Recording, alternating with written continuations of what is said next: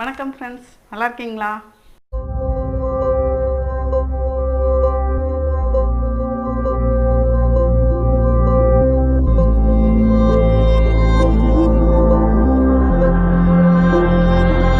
மனுஷன் புழுவை தூண்டில மாட்டி மீனை பிடிக்கிறான்.